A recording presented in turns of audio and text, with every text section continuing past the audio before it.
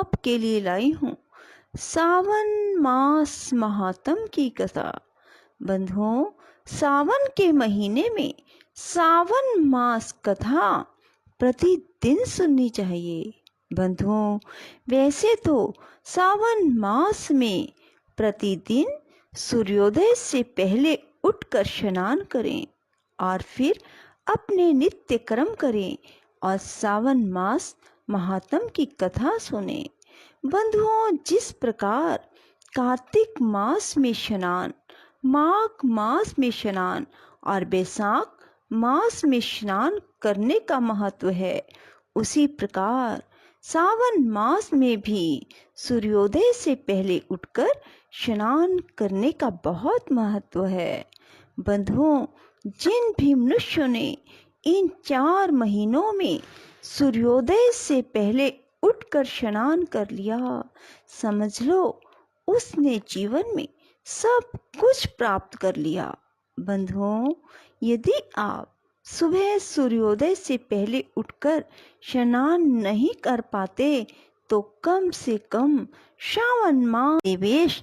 अब मैं तुम्हें शुभ पवित्रारोपण के संबंध में बताता हूँ। पहली सप्तमी के दिन अधिवासन कर अष्टमी के दिन पवित्रारोपण करना चाहिए। जो जीव पवित्रा बनवाता है उसके पुण्य का फल कहता हूँ। हे विप्र, वह एक महाव्रत दान सब तीर्थ अभिषेचन का फल प्राप्त कर लेता है, इसमें कोई संशय नहीं, क्योंकि सर्वगता शिवा सब में निवास करती है। अतः ना तो आधि व्याधि दुख पीड़ा होती है, ना उसे शत्रु का भय होता है, ना ही उसे ग्रह पीड़ा सताती है। हे विप्र, नर तथा राजाओं के पुण्य की वृद्धि करने वाला इससे बढ़कर दूसरा कोई साधन नहीं है। हे सनत कुमार, मैं तुम्हारे प्रेम के कारण इस सौभाग्य उत्पादक साधन का प्रकाशन कर रहा हूँ। हे वत्स, श्रावण महीने की शुक्ल पक्ष की सप्तमी के दिन अधिवासन करके सब अर्चन का सामान संचित करें। देवी के प्रति उत्तम युक्ति द्वारा गंध, पुष्प, फल आदि सब पूजन सामग्री लेकर अनेक प्रकार के नैवेद्य, वस्त्र, आभरण आदि एकत्रित करें। फिर पवित्रा निर्माण करके पंचगव्य प्राशन करना चाहिए। चरु द्वारा दिग्बली और अधिवासन कर रमणीय कपड़ों तथा पत्रों से पवित्रा का आच्छादन करना चाहिए। 100 बार देवी के मूल मंत्र से अभिमंत्रित करके संपूर्ण शोभायुक्त उस पवित्रा को देवी के सामने स्थापित करना चाहिए। देवी के लिए सुंदर मंडप बनाकर रात को जागना चाहिए। उसके सामने नट, नर्तक, गायक आदि के कुशल विधि गणों द्वारा नृत्य विद्या, विशारद, वाद्य गीत इत्यादि का आयोजन करना चाहिए। अगले दिन प्रातःकाल स्नान करके दिशाओं में बलि देनी चाहिए। विधिवत देवी का अर्चन करने के बाद स्त्रियों तथा द्विजों को भोजन करवाना चाहिए और दक्षिणा देनी चाहिए। हे सनत कुमार, यथाशक्ति नियमों का पालन कर राजा को स्त्री, जुआ, शिकार और मांस का बड़ी दृढ़ता के साथ त्याग करना चाहिए। द्विज तथा आचार्य को स्वाध्याय का, वैश्य को खेती और व्यापार का कार्य 5-7 दिन बिल्कुल ना करना चाहिए। ऐसा ना कर सके तो केवल 3, 1 या आधा दिन अपना कारोबार बंद करके केवल देवी के ध्यान में अपने मन को लगाना चाहिए। जो ज्ञानी सविधि पवित्रारोपण नहीं करता, हे वत्स, उसका पूरे वर्ष भर अर्चन निष्फल जाता है। मनुष्य को भक्ति द्वारा देवी प्रायण होकर प्रति वर्ष शुभ पवित्रारोपण करना चाहिए।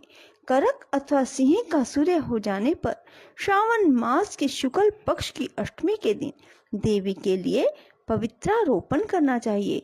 इसे ना करने पर दोष होता है, क्योंकि यह नित्य कर्म है। श्री सनत कुमार जी ने पूछा, हे महादेव, आपने जो पवित्रारोपण कहा है, हे प्रभु, इसके निर्माण की विधि ठीक तरह से मुझे बतलाइए। भगवान शंकर जी ने कहा, हे वत्स, रेशमी वस्त्र कुश या कांस से निर्मित या ब्रह्मानी द्वारा रुई से सूत कतना चाहिए। सूत्रों को त्रिगुण कर पुनः त्रिगुणित करने पर उनकी 360 संज्ञा होनी चाहिए। 360 सूतों को उत्तम, 270 को मध्यम और 180 सूतों को अधम कहा है। 100 ग्रंथि का उत्तम, 50 ग्रंथि का मध्यम, 16 ग्रंथि का पवित्रा कनिष्ठ होता है, या 6, 3, 4, 2, 12, 24, 12, 8 ग्रंथि का कनिष्ठ पवित्रा होता है। देवी प्रतिमा की नाभि तक सीमित पवित्रा कनिष्ठ, जांघ तक मध्यम, जानू तक की पवित्रा उत्तम होती है। उस पवित्रा की सब गांठों को केसर से रंगना चाहिए तथा सर्वतोभद्र वेदी पर देवी का अर्चन करके देवी के सामने कलश या बांस पत्र पर पवित्रा रखनी चाहिए। 3 सूत्रों में ब्रह्मा, विष्णु, शंकर का आवाहन करना चाहिए। 9 सूत्रों में ओमकार, सोम, वाहिनी, नाग, चंद्र, रवि, ईश और विश्वदेव का आवाहन करके स्थापन कराना चाहिए। अब मैं ग्रंथियों में देवों के स्थापन की विधि कहूँगा, तनिक ध्यान पूर्वक सुनो। क्रिया: पौरुषी, वीरा, विजया, अपराजिता, मनोन्मणि, जया, भद्रा, मुक्ति और ईशा, इन नामों के आदि में प्रणव लगाकर ग्रंथि संख्या के अनुसार आवृत्ति करके आवाहन तथा चंदन आदि से अर्चन करना चाहिए। धूप देकर प्रणव द्वारा अभिमंत्रित कर देवी को पवित्रारोपण का विधान मैंने तुमसे कहा है। जिन दूसरे देवों को प्रतिपदा आदि तिथियों में से पवित्रारोपण करना चाहिए, उन देवों को मैं तुमसे कहता हूँ: धनद, श्री गौरी, गणेश, चंद्रमा, गुरुजन, भास्कर, चंडिका, अम्बा, वासुकी, ऋषि, चक्रपाणि, अनंत, शिव, ब्रह्मा और पितृ, इन देवों का प्रतिपादन आदि तिथि में करना चाहिए। यह पवित्रारोपण प्रधान देवों का है। इनके अंग देवों को 3 तार वाला समर्पण करना चाहिए। भगवान शंकर जी ने कहा, हे सनत कुमार, सावन मास के दोनों पक्षों की नौमी के दिन का जो विधान है, अब तुम उसे सुनो। हे वत्स, नौमी के दिन यथाविधि कुमारी नाम वाली दुर्गा का अर्चन कर व्रत करके दूध तथा शहद मिला हुआ भोजन कराना चाहिए। या दोनों पक्षों की नौमी को उपवास करके कुमारी नाम वाली चंडिका का निरंतर पूजन करना चाहिए। चांदी की प्रतिमा बनाकर उसमें भक्ति द्वारा दुर्गा पाप नाशनी का कनेर के फूल, गंध, अगर, चंदन, दशांग, धूप, लड्डू द्वारा पूजन करना चाहिए। कुमारी को भोजन करवाकर भक्ति से ब्राह्मण और ब्राह्मणियों को भोजन करवाना चाहिए। फिर मौन हो बिल्व पत्र भोजन करना चाहिए। जो मनुष्य उत्तम भक्ति द्वारा दुर्गा की पूजा करते हैं, वह जहाँ निवास करते हैं उसी परमोत्तम लोक को जाते हैं। हे विपेंद्र, मैंने तुमसे यह नौमी का विधान कहा है। यह प्राणियों के सब पापों को नष्ट करने वाला, पुत्र पौत्र आदि की वृद्धि करने वाला, सब संपत्तियों को देने वाला और अंत में सद्गति को देने वाला है।